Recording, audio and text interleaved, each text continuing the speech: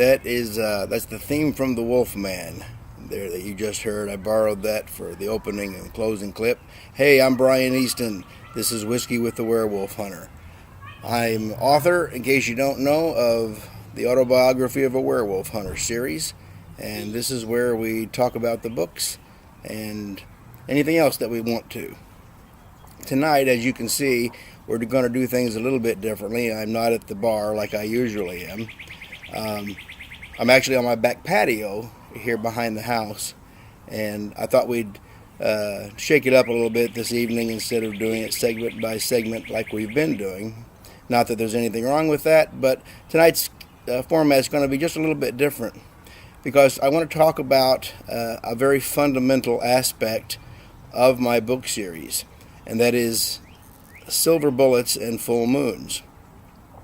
Now, most genre writers add to their own mythology different characteristics and stories behind the creatures they write about, especially when they've been so well covered as vampires, zombies, and werewolves. This gives the author a chance to have his creature stand out from the herd, or the pack as it may be, and an opportunity for them to be recognized as something different than what's already come before. I'm certainly no different. Having created my werewolves in a kind of a fairly complex paradigm, I think. And my take on silver bullets and full moons is just an example of that. So the idea to discuss this question with you today actually came in the form of a question that I received over Facebook. As you know, I like to take time to answer the questions that I get and to address them as best I can on this show. But this one required a little bit more thought. It required a little bit more time for me to weigh, and so I thought I would give it some special attention tonight. But before we get to the question that was asked, I want to introduce you to the lady who asked it. Sara Lunsford is an author with a diverse catalog of books to her credit, including pen names including Serenity Wild, Sarah Arden, and Sarah Wild. She's widely read and rightfully adored by her many fans because, in addition to being a top-drawer storyteller and a hell of a wordsmith, she is also a gracious and thoughtful human being who I count myself lucky to know. And she's written some nice things about me and my work. If you may have noticed her blurbs on the back jacket of The Lineage and the first book in the Winter Fox journals. Sarah is actually one of the 3 to 4 people that I trust to read my works before it winds up going to print or going to the publisher. So I always count on her for feedback, and she never lets me down. So since she asked the question that we're going to talk about here in a minute, I thought it was a good opportunity to tell you a little something about her. So Sarah is a former corrections official who worked in an all-male maximum security penitentiary, and the woman has seen her share of monsters.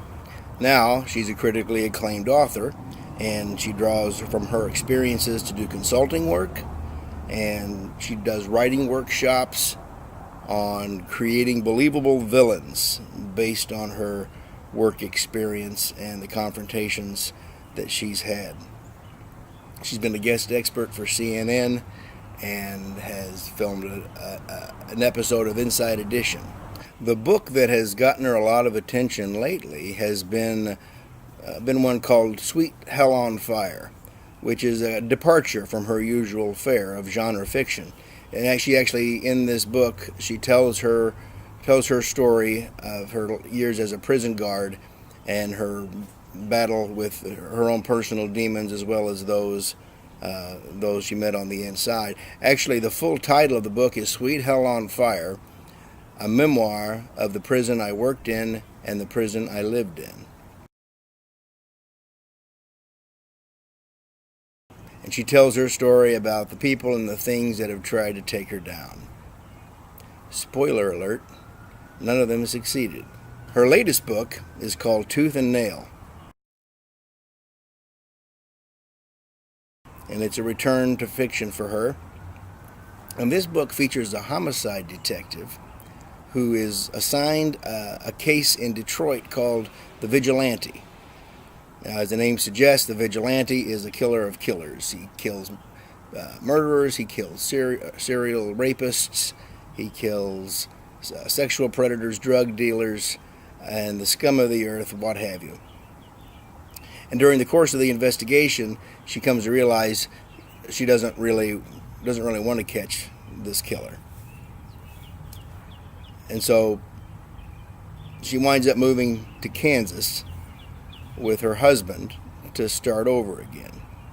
Now, her husband, as it turns out, is not only an investigator for the Kansas Bureau of Investigation, but he is himself a serial rapist. And she discovers this when she finds one of his Altoid tins filled with human teeth that are taken from the victims. And on top of everything else, a cold locker is discovered with bodies bearing the modus operandi of the vigilante, and each of the victims has some kind of a connection to our protagonist. So when she realizes who her husband really is, and in fact he is part of the task force that's assigned with taking down this serial rapist, she's faced with a decision between handling things like a good cop or taking the path of the vigilante. I'm going to order a copy of this for myself because I got to read this thing. I got to see how it ends and all the twists and turns in between. So if you want to find out more about that, and I suggest you do, you can visit Sara's website, which is www.saralunsfordbooks.com. So now at last we come to the question that Sara asked that touched off this whole topic of discussion. She wrote, "When I was a prison guard, we got this new CS gel that stuck to what you shot it at instead of filling the air and going up your own nose." So we're talking about like a mace or a pepper spray kind of thing, except it's CS and it sticks to the individual instead of forming an aerosol that can affect everybody around. It's a good idea. So anyway, she says, she says that the delivery system was silver nitrate.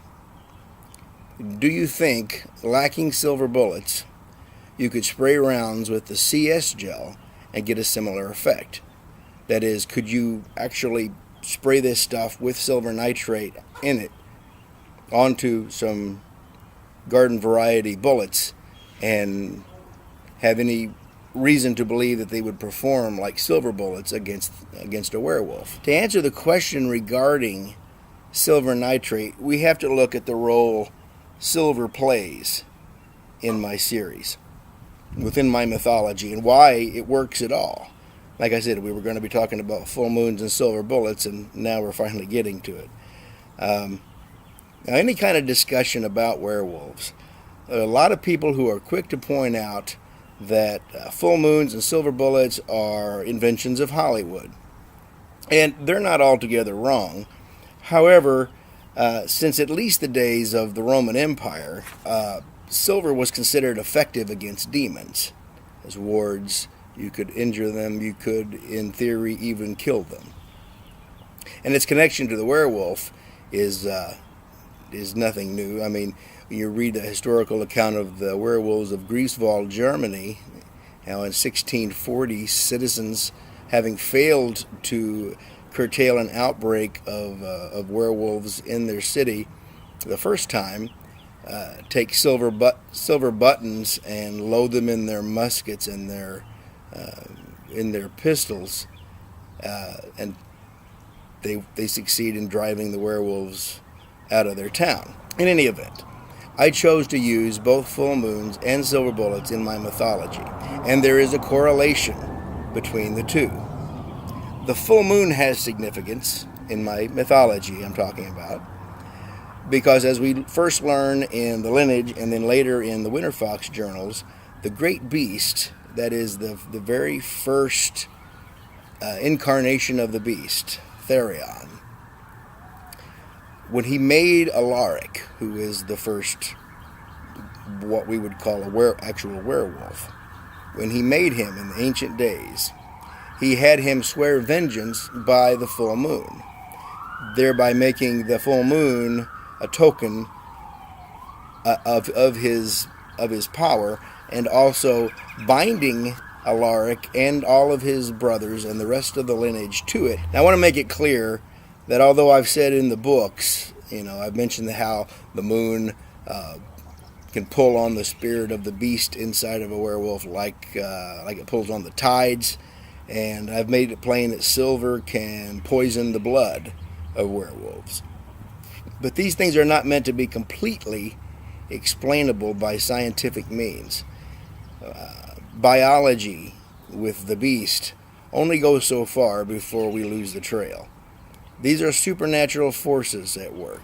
But the connection between silver and the moon is an old one, found in the occult sciences of alchemy and astrology, where the astrological symbol for the moon directly corresponds to the alchemist's sigil for silver. It's found in the ancient pagan moon-worshipping religions where silver was synonymous with the moon herself. It appears in Kabbalistic traditions, and on we could go, but you get the idea. There is a metaphysical link between the moon and the metal silver. And the connection between the two makes them subject to the magical law of sympathy and imitation. That's sympathetic and imitative magic. It's interchangeable words there. Now, sympathetic magic basically states that like produces like, or like affects like. The principles basically say that something affected by one thing can also be affected by another thing that is like it. And this is a pretty basic occult principle, and you'll see it in play in the Winter Fox journals. I use that very principle when Winter Fox is contending with the Ghost Witch. And if you're having a hard time wrapping your head around it, just think about the voodoo doll, who's probably the most cliche and famous illustrations of this principle. So because silver shares this metaphysical bond with the moon, wolves who are affected by the moon are also affected by silver. Okay? And the reliance on the one to transform and the resistance to the other are kind of inversely proportional. In other words, as much as the individual werewolf is affected by the full moon, to that same degree he will be affected by silver, which is why you see some of the wolves in my series, most notably the darkest wolven, who require no moon at all to change. In fact, they never change back into their human form. And these guys shrug off silver like it's lead up until it hits critical mass and it can't absorb anymore. But on the other end of the spectrum, you have the werewolf cultists from the first book that transform under the light of the full moon, and they need that full moon to get the job done. And of course, Sylvester goes in, kicks the barn door open, and guns down a whole cult of them, or a whole coven of them, and they all die instantly. There's no much of a fight there. He just goes in, guns them all down, and that's the end of the story. So they needed the moon to transform, and very vulnerable to silver. So, all that being said, the case for silver nitrate. There is an instance in the first book, in the first autobiography of a werewolf hunter, where Dan Roget, who is kind of Sylvester's handler in some of the others, attends a hospitalized constable named Trudeau. Now, Trudeau was on the trail of the Saskatchewan slasher, and the slasher, instead of killing him, bit him. He marked him. So here's Constable Trudeau. He's wolf bit. He's in between life and death, but he should have died already, and he's not. And so we see the wolf blood going to work and them sustaining him right there in the hospital. And Dan does something that is not done in the rest of the books at all that I can remember. He slips the constable a syringe of a solution of silver nitrate. He tells Sylvester, some people might have considered it crass, firing a silver bullet through his heart. So we are led to believe that the silver nitrate in the solution that Dan Roget gives Trudeau finishes him off. It kills him, and that is what happened. But it's only because the constable had not yet ascended. He had not yet transformed. His new beast nature had yet to fully manifest, to solidify under the light of a rising full moon.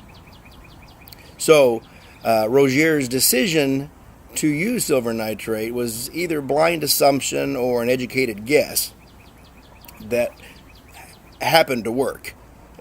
Because of the constable's particularly vulnerable state, he'd succumbed to the silver nitrate. So the summation of all that is that only the weakest of wolves would be affected by silver nitrate. Well, it's a nice evening out, and I think I'm going to wrap that up here tonight.